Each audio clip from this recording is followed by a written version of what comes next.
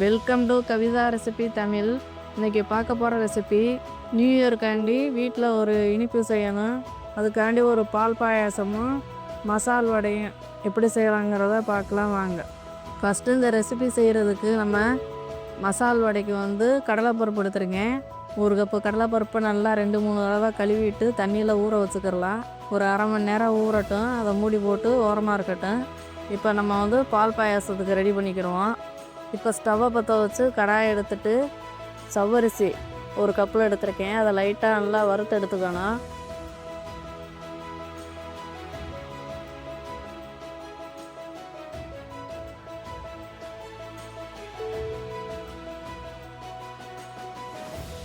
நல்லா லைட்டாக வறுத்துட்டு ஸ்டவ்வை லோ ஃப்ளேமில் வச்சுட்டு நல்லா வறுத்துக்கோங்க.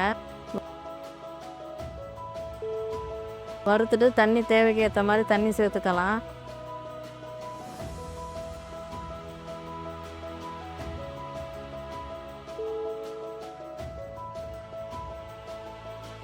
தண்ணி சேர்த்து நல்லா வேக விடணும். மூடி போட்டால் நல்லா பொங்கி வெளியில் கொட்டிடும். அதனால நீங்கள் அப்படியே மூடி போடாமல் வேக வச்சுக்கிடலாம்.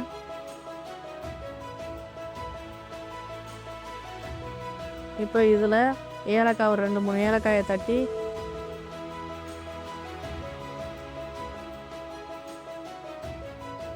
சேர்த்துட்டு சுக்கு சிறிதளவு சுக்கையும் நல்லா தட்டி இதை சேர்த்துக்கிறேன். லைட்டாக உப்பு, என்றைக்குமே ஒரு ஸ்வீட் செய்கிறப்ப உப்பு சேர்த்துக்கிறோன்னா இப்போ அதை சேர்த்து நல்லா வேக விடணும். ஒரு 10 நிமிஷம் நல்லா வேகட்டும். ஸ்டவ்வை லோ ஃப்ளேமில் வச்சுட்டு கூட்டி குறைச்சி வச்சுக்கோங்க. நல்லா வேகட்டும். இந்த பக்கம் முந்திரி திராட்சையை பாயாசத்துக்கு வறுத்து எடுத்துக்கலாம். இப்போ இதில் எண்ணெய் இல்லைன்னா நெய் கூட சேர்த்துக்கலாம். நான் நெய் தான் சேர்த்துக்கிறேன். இது லைட்டாக சூடானதுக்கு முன்னாடி நீங்கள் முந்திரியை கருகாத அளவுக்கு நல்லா வறுத்து எடுத்துக்கோங்க. வறுத்துட்டு ஃபஸ்ட்டு முந்திரியத்தை வறுக்கணும். ரெண்டாவது தான் திராட்சையை சேர்க்கணும். ஏன்னா திராட்சை டக்குன்னு உப்பிடும். முந்திரியில் கொஞ்சம் லேட் ஆகாதனால நீங்கள் முந்திரியை வறுத்துட்டு இந்த மாதிரி திராட்சையை வறுத்து எடுத்துக்கலாம். இப்போ வறுத்தாச்சு.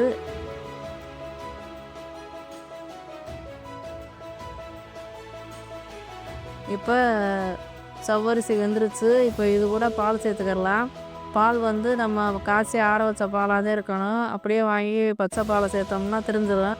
அதனால் நீங்கள் இந்த மாதிரி காய வச்சுட்டு தேவைக்கு ஏற்ற மாதிரி நம்ம தண்ணி எந்தளவுக்கு நமக்கு தேவையோ அதுக்கேற்ற மாதிரி கூட்டி குறைச்சி சேர்த்துக்கோங்க. இப்போ பால் சேர்த்துக்கிறேன்.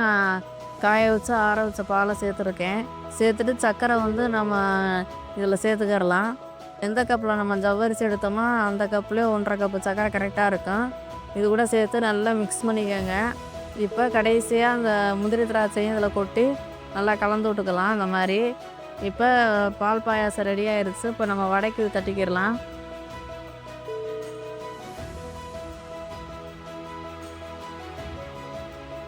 இப்போ எண்ணெயை காய்ச்சி நல்லா எண்ணெய் சூடானதுக்கு பின்னாடி கடலை மாவு நல்லா ஊற வச்சுருக்க அந்த கடலை பருப்பை மிக்ஸி ஜாரில் அரைச்சிட்டு இப்போ இது கூட கருவேப்பிலை, மிளகாய் இதை சேர்த்து சாமிக்கு படைக்கிறதா இருந்தால் இது 2 மட்டும் சேர்த்து நல்லா உப்பு போட்டு பொரிச்சு எடுத்துக்கோங்க. சாப்பிட்றதுனா நீங்கள் தனியாக கூட வெங்காயம், சிறிதளவு சோம்பு, பெருங்காயத்தூள், பச்சை மிளகாய், கருவேப்பிலை, கொத்தமல்லி, இஞ்சி பூண்டு கூட நீங்கள் சேர்த்துக்கிடலாம். நல்லா நச்சுட்டு சேர்த்துக்கிடலாம். நல்லா மிக்ஸ் பண்ணிவிட்டு இந்த மாதிரி பொரிச்சு எடுக்கலாம். ஒன்றா எண்ணெய் சூடானதுக்கு பின்னாடி நீங்கள் தட்டி தட்டி இந்த மாதிரி சேர்த்துக்கோங்க. முன்பக்கம் வெந்துடும். பின்பக்கம் வேகிறதுக்கு கொஞ்சம் திருப்பி இந்த மாதிரி ஸ்டவ்வை லோ ஃப்ளேமில் வச்சுட்டு வேக வச்சு ஒன்றா எடுத்து வச்சுக்கிடலாம். இப்போ எல்லா மாவையும் இந்த மாதிரி சுட்டு எடுத்துக்கலாம். இப்போ மசால் வடை ரெடி ஆயிடுச்சு. இப்போ நியூ இயர்க்காண்டி மசால் வடை பால் பாயாசம் ரெடி ஆயிடுச்சு. இந்த வீடியோ பார்க்குற எல்லா மக்களுக்கும் இனிய புத்தாண்டு நல்வாழ்த்துக்கள். இந்த வருஷம் நல்ல வருஷமாக இருக்கணும். இந்த வீடியோ பிடிச்சிருந்தா லைக் பண்ணுங்கள், ஷேர் பண்ணுங்கள், சப்ஸ்கிரைப் பண்ணுங்கள்.